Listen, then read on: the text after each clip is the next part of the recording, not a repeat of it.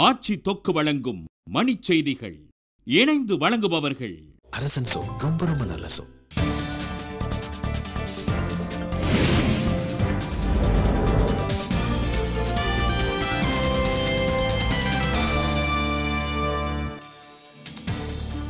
சுரங்க முறைகேடு விசாரணை குழுவில் பணியாற்றிய அதிகாரிகளின் உயிருக்கு ஆபத்து என நீதிபதி ஹெக்டே தகவல். கோவையில் திமுக செயற்குழு கூட்டம் கட்சித் தலைவர் கலைஞர் கருணாநிதி தலைமையில் தொடக்கம். நடுவண் அரசின் புதிய தலைமை வழக்குரைஞராக ரோஹிங்டன் நாரிமன் தேர்வு செய்யப்பட்டுள்ளதாக தகவல். சமச்சீர் கல்வியை உடனே நடைமுறைப்படுத்த வலியுறுத்தி சென்னையில் மாணவர்கள் பேரணி.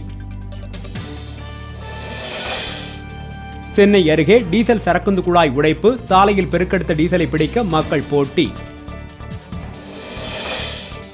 தீவிரவாதிகளின் ஊடுருவலை தடுக்க எல்லை பகுதியில் கருவிகள் மூலம் கண்காணிப்பை தீவிரப்படுத்தியது ராணுவம்.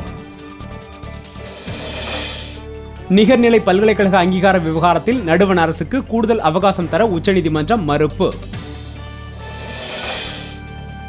விருது பெறுவதற்காக திங்கட்கிழமை வங்கதேசம் செல்கிறார் காங்கிரஸ் தலைவர் சோனியா காந்தி. நாடாளுமன்ற உறுப்பினர்களுக்கு கையூட்டு கொடுத்த வழக்கில் கைது செய்யப்பட்டவர்கள் திகார் சிறையில் அடைப்பு. நார்வே பிரதமர் ஜென்ஸ் ஸ்டோல்டன்பெர்க் செல்லவிருந்த விடுதிக்கு அருகில் கத்தியுடன் இளைஞர் கைது.